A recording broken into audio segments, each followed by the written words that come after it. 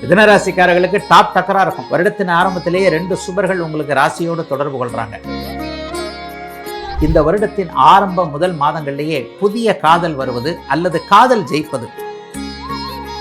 2020, 21, 22 கஷ்டப்பட்டீங்க பாருங்க, அது மாதிரியான கஷ்டங்கள்லாம் இனிமே மிதுன ராசிக்காரர்களுக்கு வரவே வராது. நண்பர்கள் அனைவருக்கும் வணக்கம். எல்லோரும் நன்றாக இருப்பீர்கள். இதோ 2026 புத்தாண்டு பிறக்க போகிறது. 2025 சுத்தமாக எனக்கு நல்லா இல்லைங்கய்யா, வாழ்க்கை அப்படி இப்படிமா ஆகிப்போச்சு.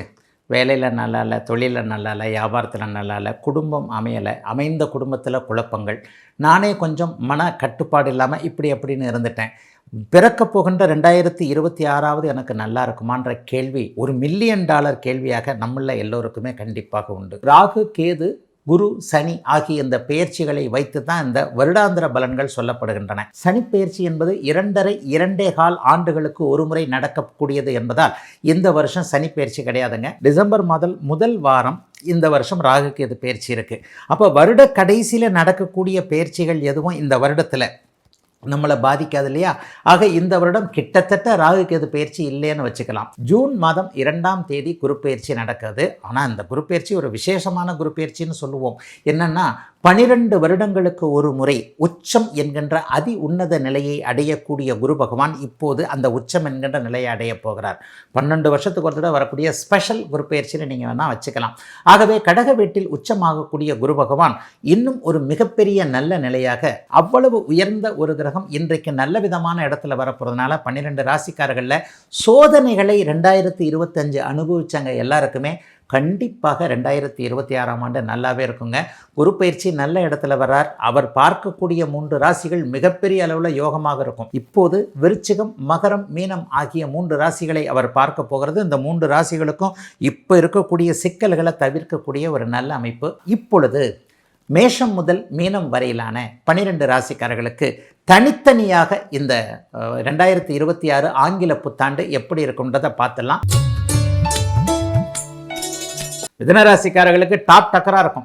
வருடத்தின் ஆரம்பத்திலேயே 2 சுபர்கள் உங்களுக்கு ராசியோடு தொடர்பு கொள்கிறாங்க. திருமணம் சார்ந்த விஷயங்கள் இப்போது கை கொடுக்கும்.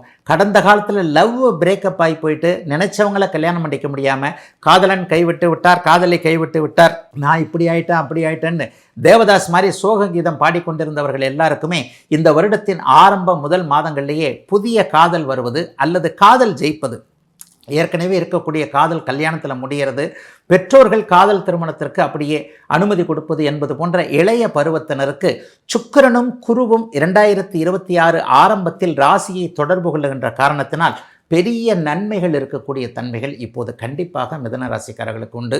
2020, 21, 22 கஷ்டப்பட்டீங்க பாருங்க, அது மாதிரியான கஷ்டங்கள்லாம் இனிமேல் மிதுன ராசிக்காரர்களுக்கு வரவே வராது.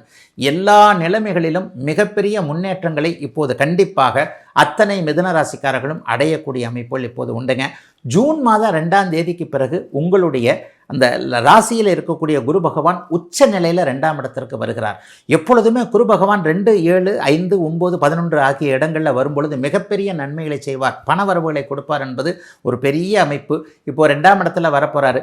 ஒரு குன்றுமணி தங்கம் கூட என் வீட்டில் இல்லைங்க, எல்லாத்தையும் தூக்கி அடகு கடையில் கொடுத்துட்டேன், தங்கம் வாங்குறதுக்கே வசதி இல்லைங்க, இப்படி இருக்கிறாங்க. மனைவி ஆசைப்பட்டு விரும்பி கேட்குறாங்க, குழந்தைகளுக்கு அது கேட்குறாங்க இது கேட்குறாங்கன்ட்டு எதுவுமே வாங்க முடியாத சூழலில் இருக்கக்கூடிய ஒரு எளிமையான நிலையில் இருக்கக்கூடிய மிதுன ராசிக்காரர்களுக்கு கூட வீட்டில் 10 சவரன் தங்கம் வாங்கிட்டேன், 15 சவரன் தங்கம் வாங்கிட்டேன்னு சொல்லக்கூடிய அளவிற்கு அதிகமான நல்ல வருமானங்கள் வரக்கூடிய அமைப்பு கண்டிப்பாக இப்போது அத்தனை மிதுன ராசிக்காரர்களுக்கும் இருக்கக்கூடிய தன்மைகள் இருக்கின்றன. ஆகவே மிதுன ராசிக்காரர்கள் கவலைப்படாதீங்க. குறிப்பாக மிதுன ராசிக்கார சகோதரிகள் எல்லாருக்குமே மன அழுத்தம் தீரக்கூடிய ஆண்டாக இந்த 2026ஆம் ஆண்டு இருக்கும். இன்னும் இந்த மனுஷன் என்ன பண்ணாரு தெரியல, குழந்தைங்க சரியாக பேச்சை கேட்க மாட்டேங்குது, கடன் இவ்வளோ ஆயிடுச்சு, குடும்பம் இப்படி போய்கிட்டு இருக்கு, இந்த மனிதன் ஏதோ ஒரு தப்பு பண்ணி தான் இவ்வளோ கடனை வச்சுட்டாரு, என்ன பண்ணுறாரு ஏது பண்ணுறாரு தெரியல, படிக்கிற பிள்ளை படிக்கத்தான் போதா, வேலைக்குத்தான் போதா, வெளிநாட்டில் இருக்கிற பிள்ளை அதைத்தான் செய்யுதா, இந்த மாதிரியாக கண்ணை கட்டி காட்டில் விட்டார் போல இருக்கக்கூடிய சில நிம்மதியற்று இருந்த மிதுனராசிக்கார சகோதரிகள் எல்லாருக்குமே வேலை, குடும்பம், கணவன், குழந்தைகள் அவ்வளவுலையும் கொஞ்சம் நிம்மதிகள் கிடைக்கக்கூடிய அமைப்பு இப்போது கண்டிப்பாக உண்டுங்க. மிதுன ராசிக்காரர்களுக்கு பெரிய சோதனைகள் இருக்காதுங்க. சோதனைகள் எல்லாம் அந்த அஷ்டமச்சனியோடு முடிஞ்சு போச்சு.